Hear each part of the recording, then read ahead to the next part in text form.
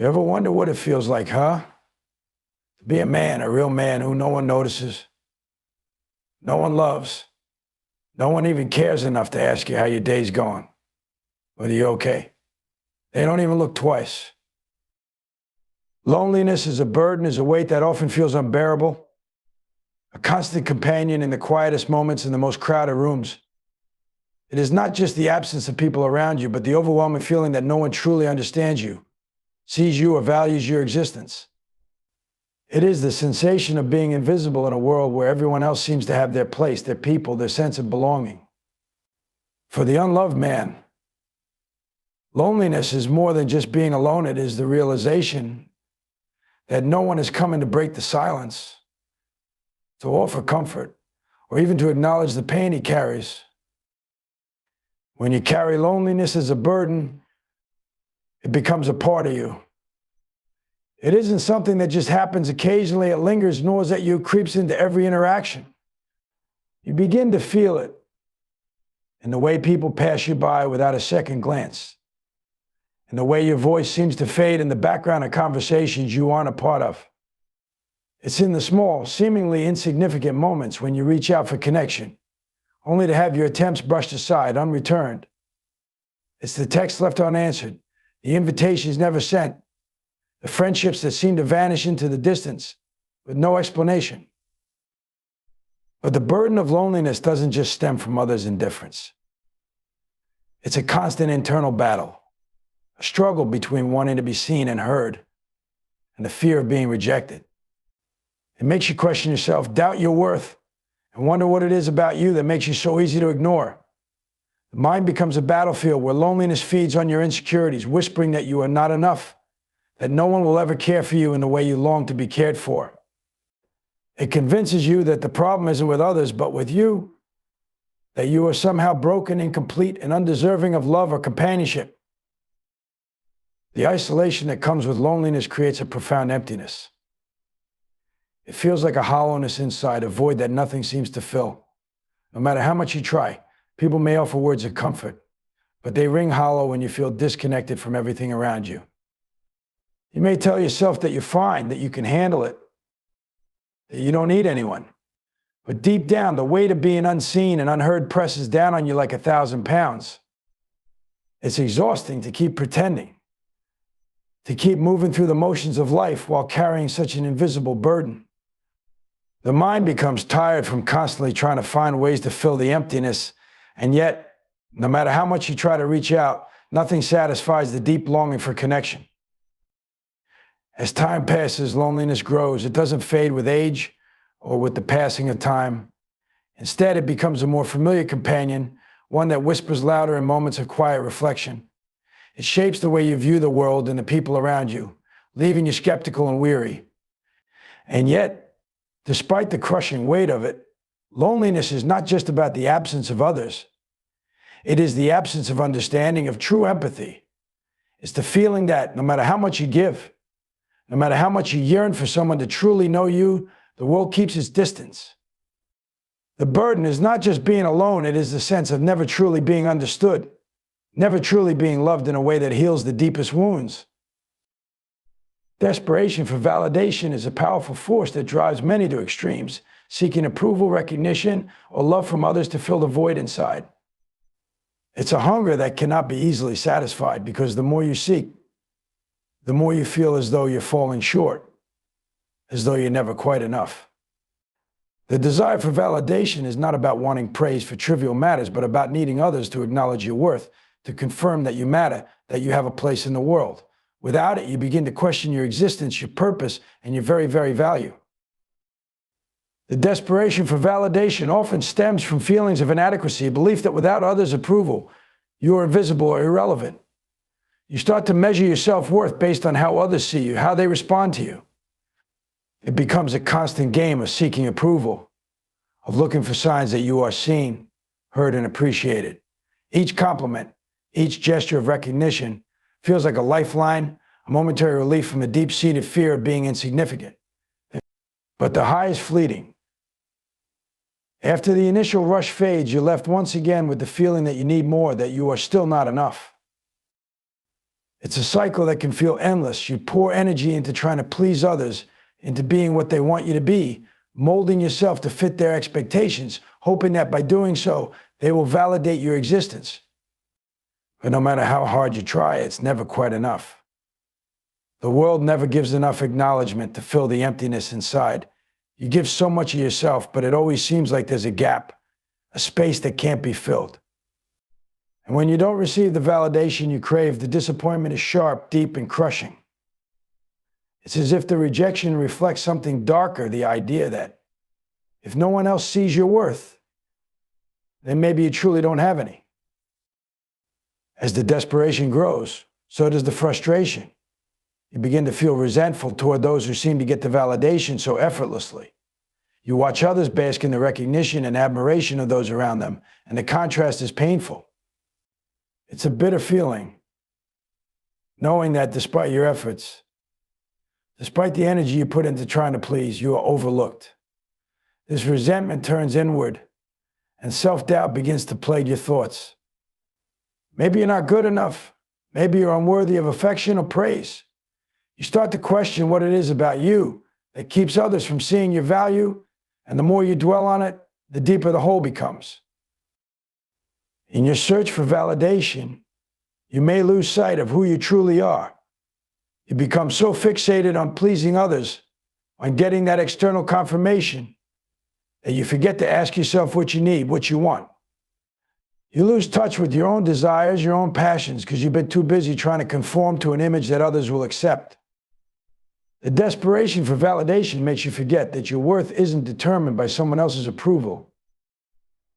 It's something you must recognize within yourself. But as long as you're caught in the cycle of needing external validation, that realization remains out of reach, just another fleeting thought that you can never quite hold on to.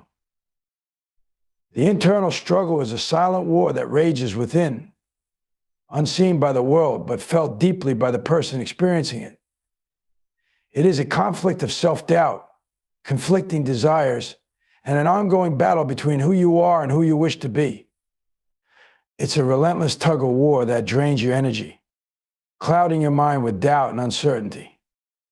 On the surface, everything may seem fine: smiles, words, actions that suggest confidence, but deep down, there's a constant turmoil, a sense of being torn between opposing forces that pull you in different directions. At the core of this internal struggle is the fight between self-worth and self-criticism. On one hand, there's a longing to believe in your own value, to know that you matter, that you are enough. But on the other hand, there's a persistent voice that constantly questions your worth, telling you that you don't measure up, that you are failing in some way, or that no one truly cares. This internal dialogue is often loudest when you're alone, when the noise of the outside world fades and you're left with only your thoughts. The battle rages with each passing moment. Do you trust in your abilities, or do you succumb to the belief that you will never be good enough? This struggle manifests in the way you view the world and your place in it. There's a desire to belong, to be seen, to be loved, but there's also a fear of rejection that keeps you from reaching out, from truly connecting. You want to take risks to put yourself out there, but that inner voice tells you that failure is imminent, that you'll never be accepted for who you truly are. The fear of rejection becomes paralyzing, trapping you in a state of constant hesitation. The question of whether to stand up and be counted or to stay silent, blending into the background, gnaws at you with every decision, every interaction. The internal struggle is also about identity. There are moments when you feel sure of who you are, when your sense of self is solid and unshakable. But then as doubts creep in, your identity begins to waver. Who are you really? What are you meant to do? What do you truly want from life? These questions can overwhelm you, causing you to lose sight of your purpose, your direction. There's a desire to live authentically, to express yourself freely. But there's also a fear of doing so, of being exposed, of showing the world parts of yourself that are vulnerable, parts that may not be accepted. This internal struggle isn't just mental. It's emotional and physical too. The constant pressure to reconcile these conflicting parts of yourself builds up, and it takes a toll on your well-being. The weight of it can leave you feeling exhausted, overwhelmed, and drained. Every day becomes a battle to keep your head above water, to stay focused on the positive, even when the internal chaos threatens to pull you under. The real difficulty lies in the fact that this struggle is often invisible to others. No one can see the wars being fought within, the mental gymnastics that take place every moment of the day. You wear a mask projecting an image of strength or contentment, while inside, you're quietly crumbling. The fear of being judged or misunderstood keeps you from opening up, from letting anyone see the true depth of the conflict inside. So you carry it alone, this heavy burden of inner discord, hoping one day it will subside or that you will find a way to make peace with yourself. But until then, the internal struggle continues, a never-ending challenge to find balance and acceptance within your own mind. The mask of stoicism is a defense mechanism, a shield created to protect the vulnerable self from the harshness of the world. It is the face you present to the world when you're broken on the inside but refuse to let anyone see it. It's the calm in the storm, the stone-like expression that gives away no hint of the turmoil within. Behind the mask lies a person who is often in pain, struggling yet determined not to show it. The mask is not a natural state. It is worn out of necessity, a learned response to rejection, disappointment, and the fear of being exposed. The stoic mask can be a form of self-preservation. When the world shows no mercy or understanding, when people walk away without looking back, the mask becomes the armor that shields you from further hurt. It hides the cracks in your heart, the rawness of your emotions, the desperate need for connection. The world often sees the stoic individual as strong, as someone who has control over their emotions, someone who doesn't let life's challenges break them. But beneath that mask is a person who has learned to suppress their true feelings for fear that showing vulnerability will make them weak, will make them less than the image they have crafted. The mask of stoicism is also a response to the expectations of others. In a world where emotions are often seen as a sign of weakness, stoicism becomes a defense against judgment and rejection. People expect you to be strong, to be composed, to handle life's challenges without breaking down. The mask is a way of meeting these expectations, of presenting an image of someone who is unshakable, someone who can weather any storm without faltering. But in reality, this facade is fragile. The more it is worn, the harder it becomes to take it off. And eventually it can suffocate the person behind it. The danger of the stoic mask is that over time it can become an all-encompassing identity. You wear it so often that you forget who you are without it. The lines between the real you and the mask blur, and the person who once struggled with vulnerability and emotion becomes someone who no longer knows how to express those feelings at all. This creates a cycle of isolation, because even though the mask may protect you from judgment, it also prevents you from connecting with others in a meaningful way. People may see your stoic exterior and believe that you are self-sufficient, that you don't need anyone, that you don't feel the same pain they do. But the truth is that behind the mask, the need for connection, the desire to be seen, and the wish to be understood remain as strong as ever. There is also a deep sense of loneliness that comes with wearing this mask. The mask keeps people at a distance, but it also keeps you distant from yourself. You may start to feel as though you are living a double life, playing a role that no longer feels authentic. You may wish to let down the walls and show the world the person behind the mask, but fear of rejection and judgment often prevents you from doing so. So you keep it on day after day until it becomes the only version of yourself that you recognize. The mask of stoicism is a heavy burden, one that requires constant effort to maintain. And in the end, it leaves you questioning whether the cost of hiding your true self is worth the fleeting sense of control it provides. The fight for belonging is an internal battle that shapes so much of how we interact with the world. It is the overwhelming desire to find a place where you are valued, accepted, and seen for who you truly are. It's the constant yearning to fit in, to be part of something larger than yourself, to feel as though you matter in the grand scheme of things. For some, the fight is a quiet one, felt in the spaces between interactions, in the moments of isolation. For others, it is a loud, fierce struggle, one that pushes them to extremes to earn the acceptance they crave. But regardless of the form it takes, the fight is always real, always constant. When you don't belong, you are reminded of it in every interaction, every encounter. It's in the way people don't quite see you, don't include you in their conversations, don't recognize your value. It's in the way you show up for others, offering your time and energy, only to find that the connection is one-sided, that you are giving and giving but receiving nothing in return. This feeling of being on the outside looking in is painful. It brings forth feelings of inadequacy, a belief that maybe there's something wrong with you, that you don't fit the mold of what others want or need. The fight for belonging is also a fight against rejection. Every time you try to reach out, to connect with someone or a group, you risk facing the harsh sting of being turned away. This constant fear of rejection shapes how you approach relationships, causing you to hold back parts of yourself, to hide certain aspects of your personality for fear they won't be accepted. It creates a sense of defensiveness, of constantly being on guard because you never know when someone might shut you out. In your mind, you know that fitting in isn't about changing who you are, but the world around you often sends a different message. The pressure to conform, to meet others' expectations can feel suffocating, like you have to shrink or mold yourself to fit into a predefined space.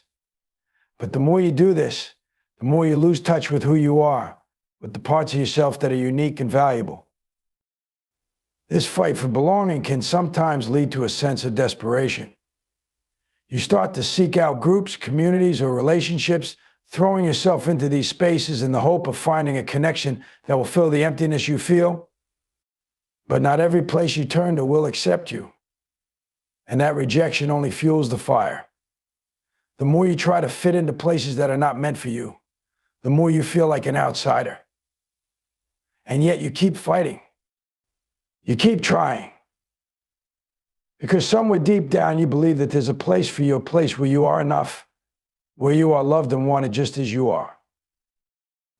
But the fight for belonging isn't only external, it's also internal.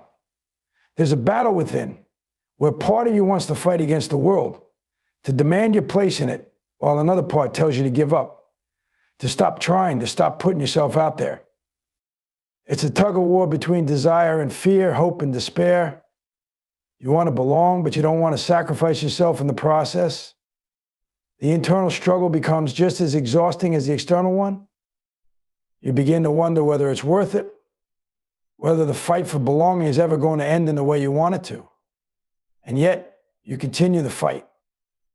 Because deep down, the need to belong is as fundamental as the need to breathe. It's a longing that keeps you moving forward, even when it feels like the world is pushing you back. Hope amidst despair is a quiet force, often hard to find when the weight of the world presses down, when the darkness seems endless and overwhelming. It's the flicker of light that refuses to be extinguished, no matter how many times life tries to smother. Hope, in its purest form, doesn't always come in grand gestures or dramatic moments of triumph. Sometimes it's found in the smallest, most fragile moments, the brief pause in a day, the quiet reflection on a dream long buried, the gentle reminder that even in the deepest struggles, there's a possibility of something better ahead. When despair takes hold, it consumes everything. The world feels heavy, and every step forward feels like an insurmountable task. The future appears bleak, and the pain of the present can make it hard to imagine a way out. In those moments, it's easy to fall into the trap of thinking that this is all there is, that the struggle will never end. Despair makes you believe that the hurt will last forever, that you'll always be stuck in the same cycle, facing the same challenges with no resolution. It's a suffocating feeling, one that makes it hard to see anything beyond the immediate struggle. But hope is there, even in the midst of that darkness. It doesn't always announce itself loudly or in obvious ways. Sometimes it's just a quiet thought that keeps you going, even when everything else feels like it's falling apart. It's the part of you that says, I've made it this far, maybe I can make it a little further. Hope in these moments is a subtle but powerful reminder that you're still alive, that despite everything, you haven't given up, and neither should you. Hope is that small, almost imperceptible seed planted deep inside, growing slowly, pushing through the cracks of your despair. Hope is also about the resilience of the human spirit. Even in the darkest times, people find ways to hold on. It may be through a quiet prayer, a conversation with a friend, or simply a decision to get out of bed one more time, despite not knowing what the day will bring. The power of hope lies in its ability to persist, to keep pushing forward even when it feels like nothing is changing. It's the belief that no matter how long the night, the sun will rise again, even if it's not today or tomorrow. Hope is what gives you the strength to keep going, even when there's no clear end in sight. Hope doesn't require certainty. It doesn't demand that you know exactly what the future holds. Instead, it offers a sense of possibility, a belief that there's more to life than the pain of the moment. It's the trust that, while you may not be able to change everything, you have the power to change something. And even in your lowest moments, hope whispers that things can improve, that there's still a chance for joy, connection, and peace. In the face of despair, hope can sometimes feel fragile, easily broken by the weight of life's burdens. But that's what makes it so powerful, its ability to endure, to survive against all odds. Hope is the quiet strength that keeps you going, even when everything seems to tell you to give up. It's the reminder that no matter how impossible the journey feels, every step forward is a victory. And every moment of hope is a step closer to a brighter tomorrow. In the end, the journey through the complexities of the unloved man, the internal struggles, and the fight for belonging is a deeply human experience. It is a path filled with loneliness, desperation, and the constant search for validation, all weighed down by the mask of stoicism that we so often wear to shield ourselves from the pain of being unseen. Yet, within this struggle, there is hope. Even amidst despair, there lies the quiet strength to push forward, the flicker of belief that things can improve, that belonging is possible, and that self-worth can be rediscovered. The fight for acceptance and understanding is not an easy one, but it is a fight worth waging, for it is through the battle that we find our resilience, our sense of purpose, and ultimately our place in the world.